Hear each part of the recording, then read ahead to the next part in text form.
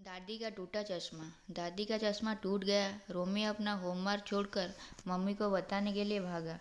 Mummy उस वक्त TV देख रही थी। रोमी ने टीवी की तरफ देखा। टीवी में चिड़ियाघर का दृश्य चल रहा था। दो छोटे बच्चे लोहे के सिक्के के अंदर हाथ डालकर पिंजरे में बंद बंदरों को पत्थर मार रहे थे। चोट से बचने के लिए बंदर उछल कूद तो कर रहे थे, पर कुछ बंदरों को नुकीले पत्थर लगने के कारण खून भी निकल रहा था।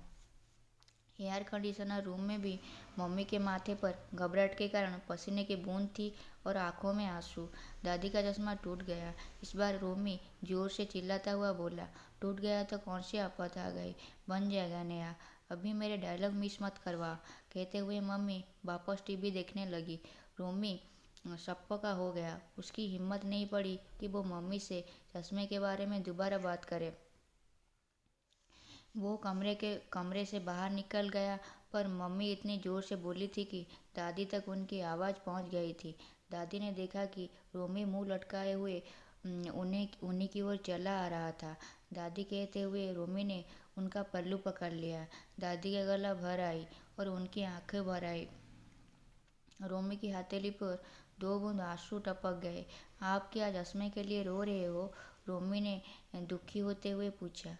दादी 8 साल के रोमी को बोला क्या समझाती, इसलिए रोमी के सिर पर हाथ फेरते हुए रूंधे गले से बोली, मैं बोला क्यों रोने लगी?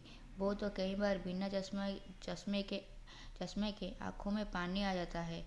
रोमी ने दादी के उदास चेहरे की तरफ देखा तो उसने अपनी नन्ही हथेली से दादी के आंसू पोंछते हुए कहा, चश्मा टूटने के कारण आप रामायण भी नहीं पढ़ पाई, पर आप चिंता मत करो, मैं आपको पढ़कर सुनाऊंगा। दादी ने रोमी को सीने से खींच लिया और पल भर में ही ना जाने कितने आशीर्वाद दे डाले। रोमी ने बिना कुछ कहे टूटा हुआ चश्मा दादी के सिरहाने रख दिया और रामायण उठा ली। तभी वहाँ पर मम्मी आ गई। रोमी के हाथ में रामायण देखते ही मम्मी गुस्से से बोली, तुम्हारा होमवर्क तो पूरा नहीं हुआ है और तुम रामायण लेकर क्यों बैठ गए हो?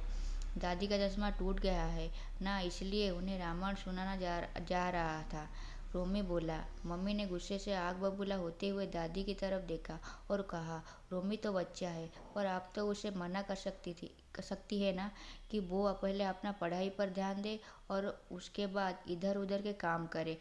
वो किसी अपराधी की तरह सिर झुकाकर बैठ गई। अपनी सफ़ेद साड़ी से आंसू मसलते हुए वो बोली, मुझे तो पता ही नहीं कि किसने के हाथ में रामायण है। तुम्हें तो पता है ना कि मोतियाबिंदु के कारण मुझे बिना चश्मे के कुछ साफ नज़र ही नहीं आता है। चश्मा चश्मा चश्मा। पता है कि आपका चश्मा टूट गया है। अभी 10 मिनट भी नहीं हुए हैं चश्मे टूटे और नाक में दम कर रख दिया है सबने। रोमी गुस्से से बोला, मम्मी मैं पापा से आपकी शिकायत करूँगा कि आप हर समय दादी पर चिल्लाया करती हो। मम्मी ने रोमी के गाल पर एक तमाचा जड़ दिया और उसके हाथ से रामायण खींचकर मेज पर रख दी। रोमी रोता हुआ अपने कमरे में भाग गया और कुछ देर बाद ही सो गया। शाम को जब वो सोकर उठा तो उसे बाहर के कमरे से पापा के बोलने की आवाज़ सुनाई दी। वो दौड़ते हुए पापा के पास पहुंचा। पापा ने उसे देखते ही गले से लगा दिया और बोले, देखो मैं तुम्हारे लिए क्या लाई हूँ। रोमी ने देखा कि सोफे पर एक लाल रंग का सुंदर सा बैट रखा हुआ था। रोमी खुशी से उछल पड़ा। बैट को देखते ही रोमी अपना सारा दुख दर्द भूल गया और अपने दोस्तों को दिखाने के लिए तीर की तरह घर से बाहर निकल गया। दोस्तों के साथ खेलकर जब थोड़ी देर बाद वो लौटा तो मम्मी पापा किसी बात पर हंस रहे थे।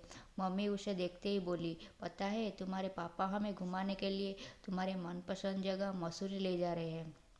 मसूरी का नाम सुनते ही रोमी खुशी के मारे उछल पड़ा और बोला, अरे वाह, वहाँ तो बहुत मज़ा आएगा, हम सब एक दूसरे को बर्फ़ का गोला फेंक कर मारेंगे। मम्मी मुस्कुराते हुए बोली, अब चलो जल्दी से सब खाना खा लो, कल पैकिंग भी करनी है, हम परसों सुबह ही निकलेंगे। तो अभी रोमी को तुरंत ही दादी के चश्मे का ध्यान आया और वो बोला, पापा दादी का चश्मा टूट गया है। अरे तो तुम्हें मुझे दिन में ही फ़ोन करके बता देना चाहिए था, पापा ने कहा। रोमी ने मम्मी की ओर देखा पर वो बिना कुछ बोले ही किचन में चली गई। पापा कुछ सोचते हुए बोले, हम मसूरी से वापस लौटकर उनका चश्मा बनवा देंगे, पर दादी को तो बिना चश्मा के कुछ भी नहीं दिखाई देता है। रोमी परेशान होते हुए बोला, तो तेरी दादी कौन सी नौकरी करती है? 4-5 दिन की ही तो बात है। मम्मी ने चाय का कप पापा के आगे रखते हुए कहा। रोमी ने आश्चर्य से मम्मी की ओर देखा और ये विश्वास नहीं हुआ कि टीवी सीरियल पर किसका दुख देखकर घंटों रोने वाले मम्मी को सामने बैठे दादी की परेशानी नहीं दिखाई दे रही। और जब मम्मी पापा खाना खाकर सो गए तो रोमी दादी के पास जाकर बोला, दादी, मीना आंटी तो काम करने के दिन में आएंगी और रात में अंधेरे में आपको अकेला डर तो नहीं लगेगा? दादी ने उसके सिर पर हाथ फेरता हुआ बोली, बेटा क्यों? क्या अंधेरे और क्या उजाला, मुझे तो सब कुछ बहुत ही धुंधला नजर आता है, तो क्या दिन और क्या रात। दादी की बात सुनकर रोमी से कुछ नहीं कहा गया और वो उसके उनके पैर छूकर सोने चला गया। अगले सुबह जब वो पापा के साथ बैठा था तो पापा बोले, इस बार तुम्हारे जन्मदिन पर हम सब अनाथालय चलेंगे और वहाँ रहने वाले बच्चों को फल और मिठाई बांटेंगे। अनाथालय क्या होता है पापा? रोमी ने पूछा। जिसके मम्मी पापा नहीं होते उन्हें अनाथ कहा जाता है, पापा बोले। तो पापा फिर तो आप भी अनाथ हुए? रोमी पापा को देखते हुए बोला। पापा का चेहरा गुस्से से लाल हो गया। वो रोमी को चाटा मारने वाले थे कि मम्मी बीच में आते हुए बोली, देखता नहीं है कि तेरी दादी है? तेरी दादी हो तो तुम्हारे पापा अनाथ कैसे हुए? रोमी भर भरा कर रो पड़ा और खिसकते हुए बोला, अगर दादी पापा की मम्मी होते तो पापा कभी भी उन्हें छोड़कर बड़े घर में अकेले छोड़कर नहीं जाते, उनका चश्मा भी बनवा देते। जबकि आपको सबको पता है कि दादी को बिना चश्मे कुछ भी नहीं दिखाई देता है। उन्हें अकेला छोड़कर हम सब सैर सपाटे के लिए मसूरी जा रहे हैं। पापा के हाथ से पानी का गिलास टूट गया और कांच के टुकड़े चारों ओर बिखर गए। मम्मी ने पापा की तरफ देखा। पापा सिर झुकाए दादी के कमरे जा रहे थे। मम्मी ने रोमी को कसकर खींच लिया और बोली, तुम मुझे माफ़ कर दो बेटे, पता नहीं मुझे इतनी बड़ी गलती कैसे हो गई। दादी के कमरे में पापा दादी की गोद में सिर रखकर बच्चे की तरह सो रहे थे और दादी उन्हें ढेर सारा आशीर्वाद देते हुए अपनी आंसू छिपा रही थी। अब कहानी को लाइक कीजिए और चैनल को सब्सक्राइब कीजिए।